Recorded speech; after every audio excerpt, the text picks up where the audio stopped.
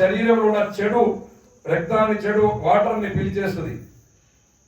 గంధం, ఆ గంధం రుబ్బేటప్పుడు దాంట్లో ఆ సున్నపు నీరు కలిసి, అంటే మనం గంధం రుబ్బేటప్పుడు ఏం చేస్తాం, దాంట్లో సున్నపు నీరు కూడా కలిసి దానికి కొన్ని విధమైన మూలికలు కూడా కలుస్తుంది. ఆ రుబ్బేటప్పుడు ఆ గంధం పెట్టుకుని మనకి చలవ.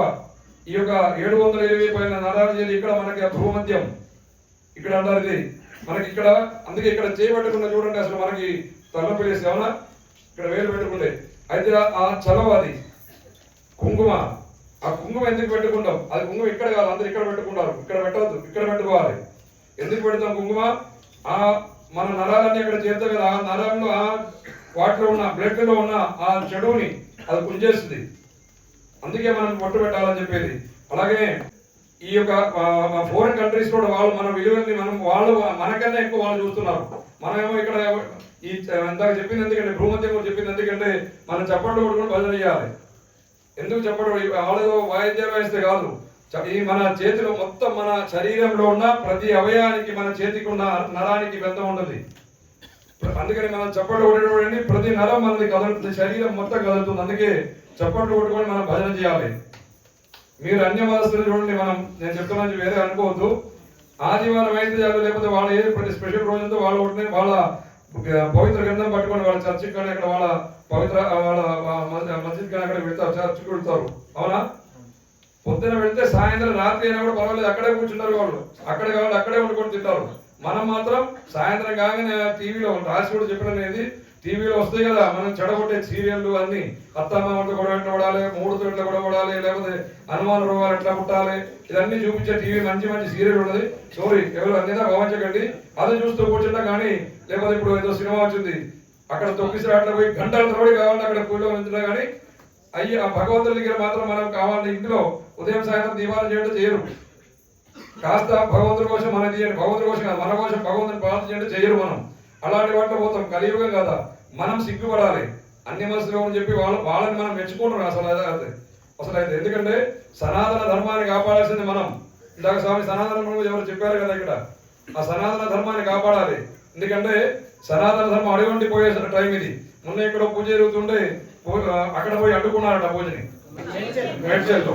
చూడండి, అలాంటిది మనం ఏంటి, అసలు మనం కాపాడకపోతే ఇంకెవరు కాపాడదు? మనం అయ్యప్ప పడడం ఏదో మనం కర్ర పట్టుకొని యుద్ధం చేయమని కాదు.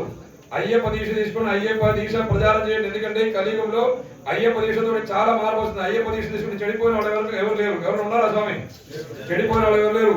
దయచేసి అయ్యప్ప దీక్ష మీరు ప్రచారం చేయండి. ఇంకా మనతో పాటు 10 మంది ఇంకా దీక్ష తీసుకోవాలని ప్రచారం చేయాలి. అలాగే ఇంకొకటి, మనం శబరికి పోయి వచ్చిన తర్వాత అసలైతే స్వామి మాల వేసుకునే ముందు మనం ఏం చేయాలి? గురు స్వాములు, సీనియర్ స్వాములు దయచేసి మీ శిష్యులకు చెప్పాలి, నెక్స్ట్ ఇయర్ మాల వేసేటప్పుడు అసలు మాల వేయడానికి పోయేటప్పుడు మేమేం తీసుకోకర్లా, మాల వేయడానికి పోతుండనే ఆ వాసనకే మాకు చూడు వస్తాయి. అర్థమైంది నేను చెప్పింది? రాత్రి పూట ఈ 41 రోజు కావాల్సింది, ఇది మైకులో చెప్పాల్సింది కాదు అసలు అయితే. కాబట్టి అక్కడ దాకా వినిపేది కాబట్టి మైకులు చెప్తున్నాం. రాత్రి పూట 41 రోజులు కావాల్సింది మొత్తం కూర్చొని బిగించి, ఎంత పెద్ద గురువు కానీ మాల వేసుకుంటే ఒకసారి ఒళ్ళు జల్లేస్తుందా స్వామి? జల్లేస్తుందా లేదా? దాని మీనింగ్ ఏంటి? అయ్యప్ప మనలోకి ఆవహిస్తున్నారు. అయ్యప్ప ఆవహించినప్పుడు మన శరీరం ఎలా ఉండాలి? మన శరీరం పూర్తి పవిత్రంగా ఉండాలంటే మనం కూడా దేవతలుగా మారాలంటే, దేవతలుగా మారడం వల్ల కాదు కానీ అలాగే మనం పవిత్రంగా ఉండాలి. అంత పవిత్రంగా ఉండాలంటే కనీసం మాలధారణ కింద 2 రోజుల ముందు జన మీ యొక్క చెడు అలవాట్లన్నీ మానుకోవాలి. మాల వేసుకోవడానికి పోతుంది, ఆ స్మెల్కే మాకు చూడు వస్తాయి. అర్థమైందా? ఎంత మహాపాపం చూడండి. అట్లా వచ్చిన వాళ్ళకి నేను మాల వేసుకోవడం పంపించిన రోజులు కూడా ఉన్నాయి. ఎందుకంటే మనం తెలుసుకోవాలి.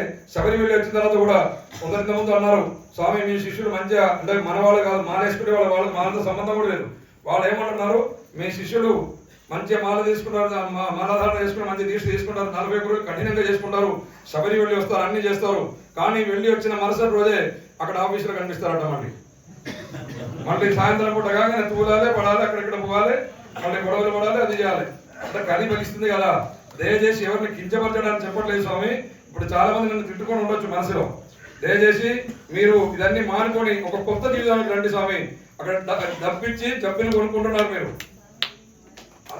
అది బిజినెసే కావచ్చు, ఆ బిజినెస్ చేసేవాళ్ళు నన్ను తిట్టొచ్చు. కానీ మీరు కుటుంబం కోసం కుటుంబం కోసం బతకండి స్వామి, అంతేగాని మీ ఇలాంటి చెడు అలవాటుని వీలైనంత వరకు శబరి వెళ్ళి వచ్చిన తర్వాత ఇప్పుడు మనం ఎలా ఉన్నామో వీలైనంత వరకు మానడానికి ప్రయత్నించండి స్వామి. వచ్చే సంవత్సరం కూడా మాల వేసుకోండి, ఎంతమందిని వీలైతే అంతమంది మాలాధారించండి స్వామి.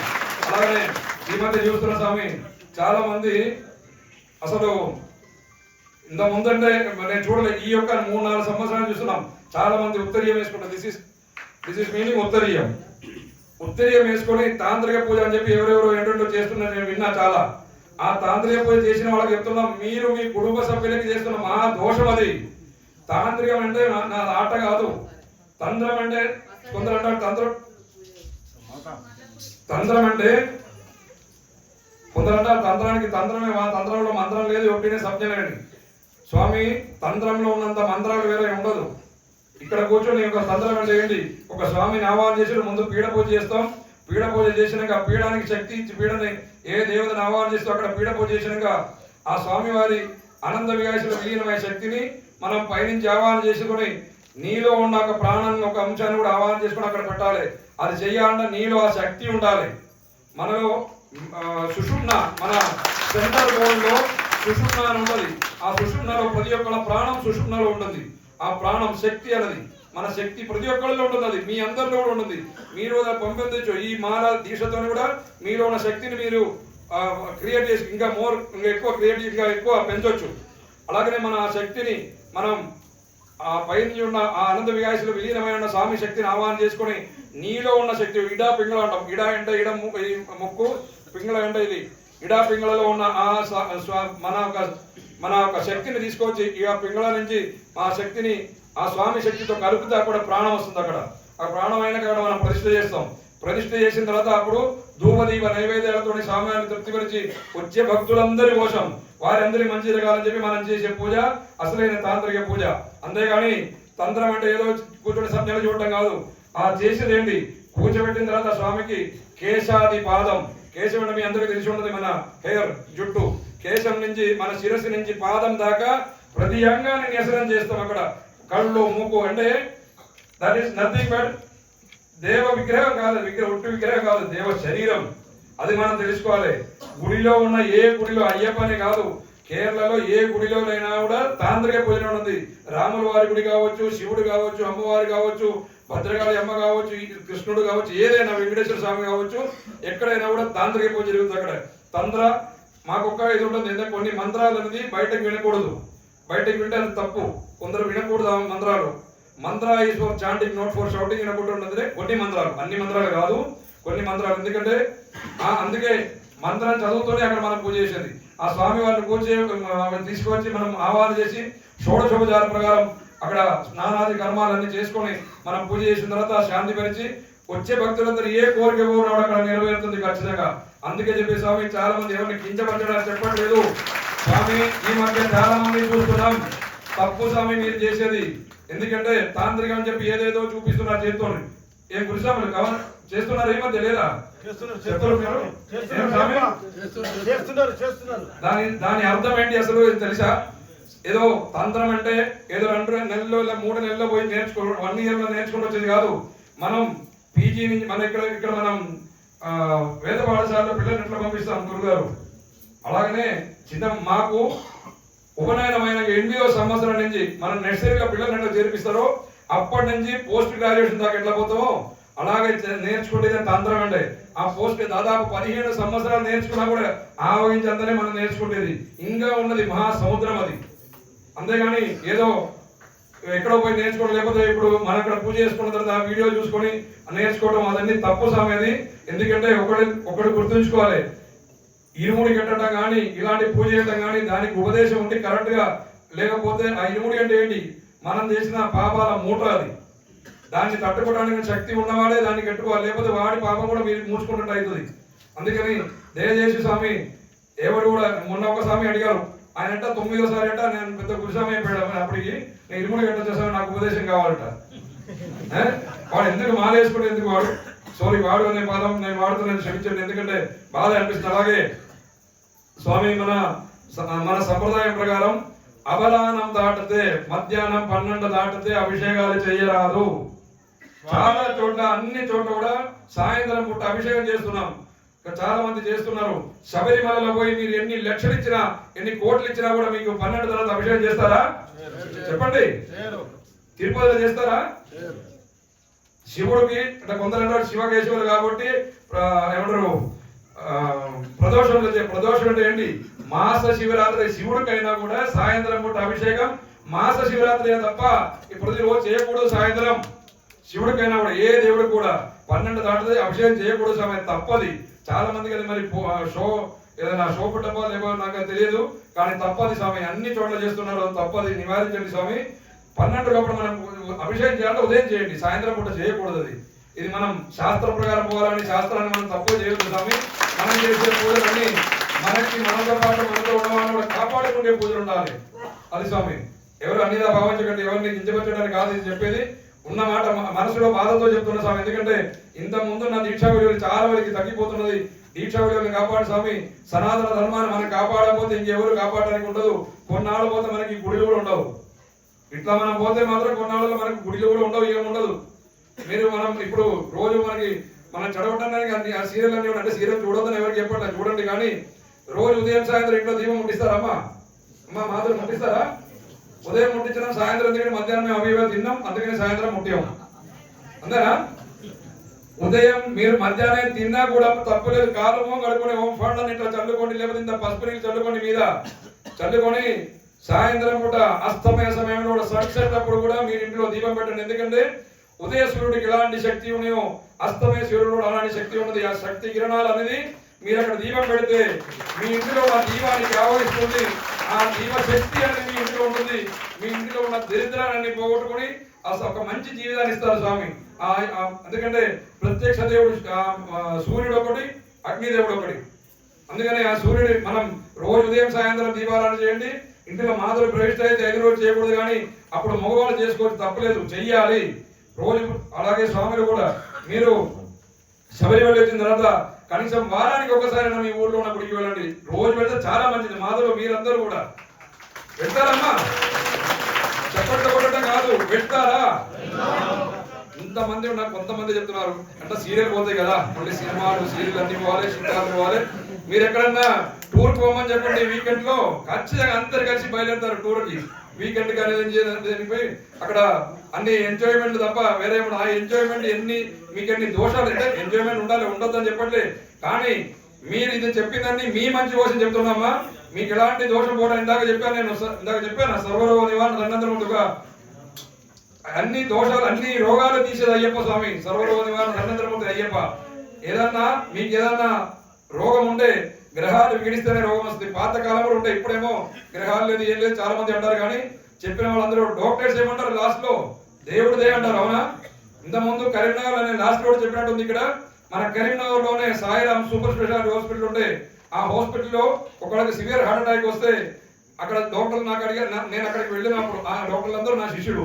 ఆయన కరీంనగర్ జిల్లా హాస్పిటల్ సూపరింటెండెంట్ ఉండే. ఆయన నన్ను ఐసీయూలోకి తీసుకెళ్ళడానికి వచ్చారు ఆయన దగ్గరికి, ఆ పేషెంట్ దగ్గరికి. నేను అడిగినా ఏంటి స్వామి మరి పరిస్థితి అంటే ఆయన నాకు అడుగుతున్నారు, ఏంటి గురుగారి పరిస్థితి అంటే అన్న నేను డాక్టరా నువ్వు డాక్టర్ నాకెందుకు అడుగుతున్నా అన్న. నీకు నమ్మకం ఉందంటే నమ్మకం ఉందా? కొందరు డాక్టర్ నమ్మరని చెప్పి అంటారు. అందుకే అడిగితే ఒకటే అన్నారు, నేను డాక్టర్ వృత్తిరీత్యా డాక్టర్ కావచ్చు, కానీ దేవుడిచ్చిన వరం అది. కానీ మాకు కూడా లిమిటేషన్ ఉంది. ఏదైనా పైన వాడే అసలైన డాక్టర్ ఆయన ఇయ్యాలని అన్నారు. అయిన తర్వాత నేను అడిగినా మరి మన వాడి పరిస్థితి ఏంటి అని అడిగిన. వాడి పరిస్థితి ఏంటి అంటే మెడికల్ పరంగా he's nothing but no more. Ventilator తీస్తే వాడు అయిపోయింది. కాకపోతే మనకు తెలిసిన వాడు కాబట్టి ఇంతవరకు ఉంచడం, బయట వాళ్ళది ఎప్పుడో తీసేవాడు. ఎందుకంటే వాళ్ళకి లేదు, హోప్ లేదన్నారు. అక్కడ వెళ్ళినాక చూస్తే అందరూ డాక్టర్స్ ఉన్నారు. చూసిన తర్వాత ఏంటి, ఆవగించేంత ప్రాణం ఉంది వాళ్ళు మిగిలి ఉన్నది. ఆ దేవుడి దేవలో వాడికి ఒక అదృష్టం ఉంటే ఇంకా మళ్ళీ ఆ ఆవగించిన ప్రాణాన్ని మనం మళ్ళీ పెంపొందించవచ్చు. అందుకని ఒక జపం చేసుకుని మాకు ఒక ఉపదేశం ఉంటుంది. ఆ ఉపదేశంతో శిరస్సు పట్టుకొని జపం చేసిన తర్వాత మరుసటి రోజు అయ్యప్ప స్వామి టెంపుల్లో, కరీంనగర్ అయ్యప్ప స్వామి టెంపుల్లో పూజకు ఏర్పాటు చేయమని చెప్పిన హోమానికి ఈ డాక్టర్స్ వచ్చి కూర్చొని అక్కడ హోమం చేశారు. మరుసటి రోజు డాక్టర్స్ వచ్చి కూర్చొని హోమం చేశాక నేనే చేశాను హోమం. కరీంనగర్ అయ్యప్ప టెంపుల్ ఉన్నప్పుడు రాజయ్య గారు వారే మొత్తం హోమానికి అరేంజ్ చేశారు. ఆ హోమం చేసిన హోమం నుంచి సంపాదన ఒక డ్రాప్ ఇట్లా తీస్తాం. మృత్యుంజయ హోమం, ధన్వంతరి హోమం, అలాగే సుదర్శన హోమం, కొన్ని ఆ పవిత్రమైన చెప్పకూడదు కొన్ని మంత్రాలు ఉండదు, కొన్ని రహస్య మంత్రాలు మాకు ఉపదేశం ఉండేది. ఆ మంత్రాలతో హోమం చేసినాక ఆ సంపాదన తీసుకుపోయి ఆ డాక్టర్తోనే చెప్పినాం ఆయన పెదవికి రాయమని.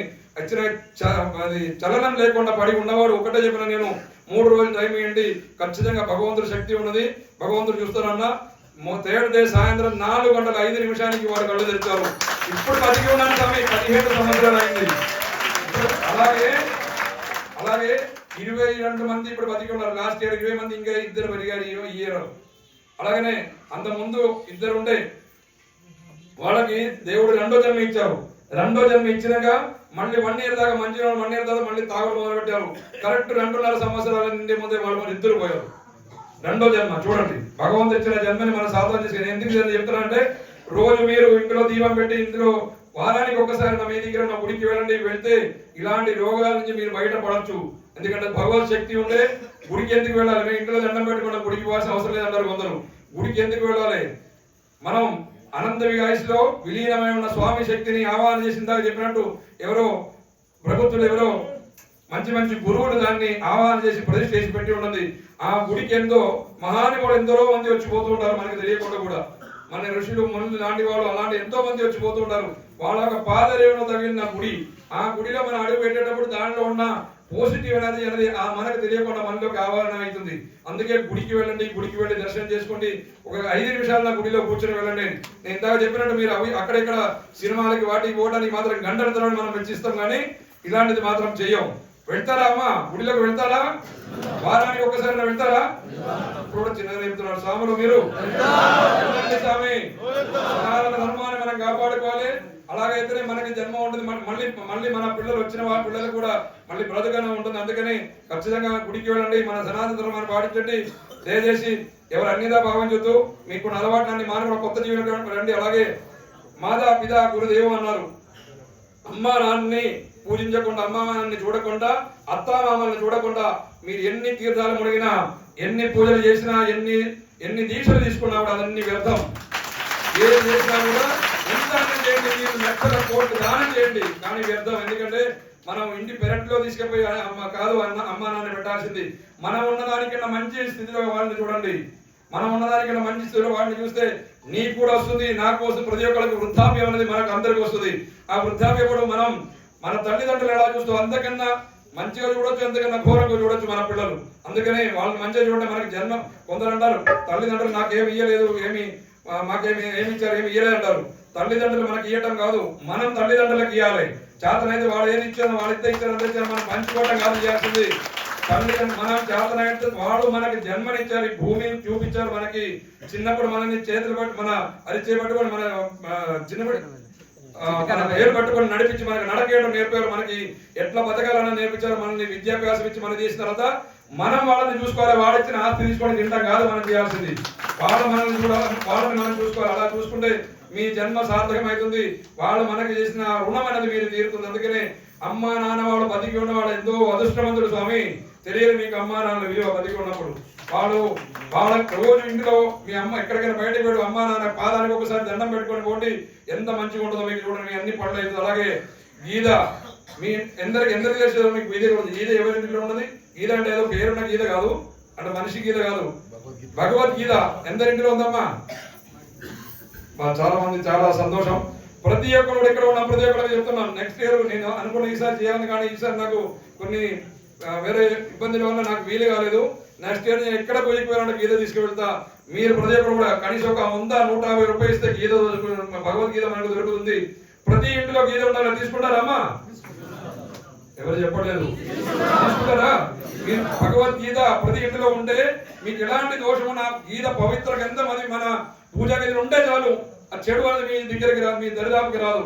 అలాగే మీకు ఎలాంటి బాధలు ఉన్నా మీరు ఆ భగవంతుడికి మంచి దండం పెట్టుకుని, ఎన్నో బాధలు ఉంటాయి, ఎన్నో రోగాలు, అన్ని బాధలతో జనాలు అందరూ ఇబ్బంది పడుతుంటారు, మన స్వాములందరూ. అలాంటప్పుడు మీకు ఎలాంటి బాధలు ఉన్నా కూడా మంచిగా భగవంతుడికి దండం పెట్టుకుని, ఆ విష్ణుమూర్తిని దండం పెట్టుకుని ఒక్కసారి ఆ భగవద్గీత చేసి చూడండి. ఏ అధ్యాయం వస్తుందో ఆ అధ్యాయంలో మీకున్న బాధ ఉంటది. ఆ బాధకున్న విరుగుడు, ఆ బాధకి ఎలాంటి దానికి ఉన్న ప్రాయశ్చిత్తం కూడా దాంట్లోనే ఉంటుంది. ఆ బాధ పోవడానికి ఉన్నది ఏందో అది కూడా దాంట్లోనే ఉంటుంది. అందుకే చెప్పేది గీత అనేది ఒక్కసారి నేను చెప్పింది అర్థమైందా స్వామి? గీత అనేది ఒకసారి మీరు మీ బాధ మనసులో అనుకొని స్వామి అని చెప్పి ఆ స్వామిని తలుచుకొని నారాయణమూర్తిని దర్శనం ఒక్కసారి గీత తెలిసి చూడండి. ఏ అధ్యాయం వస్తుందో ఆ అధ్యాయంలో నీ బాధలు ఉన్నది, నీ బాధ పోవడానికి ఉన్న ఆ ఒక ఏమంటారు అది సొల్యూషన్ అనేది కూడా, ఆ సొల్యూషన్ కూడా దాంట్లోనే ఉంటుంది. అందుకే చెప్పింది ప్రతి ఇంట్లో గీత ఉండాలి, ఏదో చనిపోయేటప్పుడు పెట్టడానికి ఉన్నది కాదు గీత. ప్రతి ఒక్కరు కూడా మీ పిల్లల్ని నేర్పండి గీతా చరణాలు, రోజు ఒక్కొక్కటి చొప్పున నేర్పండి. స్వామి నేర్పుతారమ్మా? మీరు మాతలు చేస్తేనే ముందు పడితేనే మాత్రం జరుగుతుందమ్మా, మీరు నేర్పండి. అలాగే ప్రతి ఒక్కరు కూడా అలాగే ఇంకొకటి మనం అగ్నిగుండం చేస్తున్నాం స్వామి. అగ్నిగుండం తొక్కుతే తప్ప తొక్కటం అనకూడదు స్వామి. అగ్ని నడవటం అది అగ్ని పూజ అనేది అది తప్పు అని చెప్పి చాలా కొందరు అంటూ ఉంటారు. అగ్ని పూజ అంటే కేరళలో మీరు గూగుల్లో ఆళి పూజ అని చెప్పి టైప్ చేసి చూడండి, మీకు వస్తుంది అది.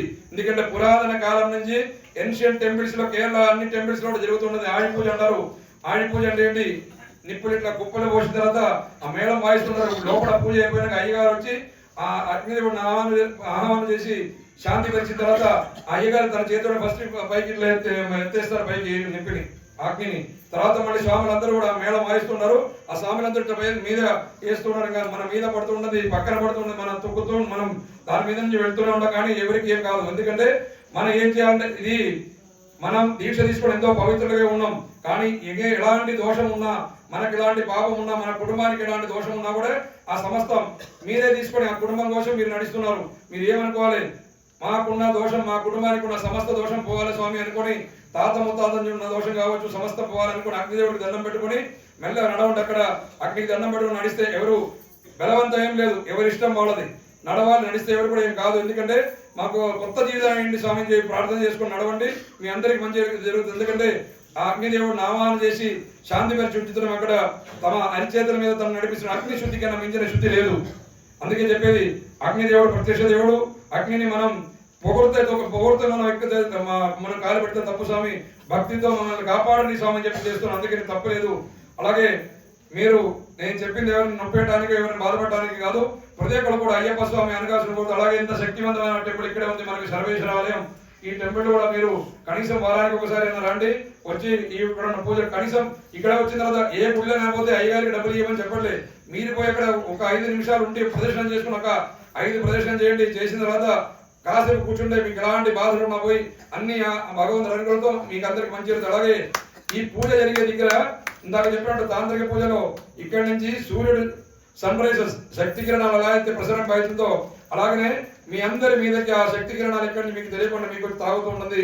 అందుకే మీరు ఇక్కడ కూర్చున్న వాళ్ళందరూ మీ మనసుకి ఒక నిమిషం అయ్యప్ప రూపాన్ని నింపుకొని మాకున్న బాధలు సమస్త దోషాలు బాధలన్నీ పోవాలని చెప్పి ఒకసారి మనసారా మొక్కండి స్వామి. మీకున్న బాధలు పోకపోతే అప్పుడు నాకు అడగండి, ఖచ్చితంగా మీకు ఆ దోషాలన్నీ పోతే మనసారా మేము భగవంతుడిని కోరండి స్వామి. ప్రతి ఒక్కరు కూడా అయ్యప్ప స్వామి అనుగ్రహాలను కోరుతూ స్వామి శరణం, స్వామి శరణం అయ్యప్ప.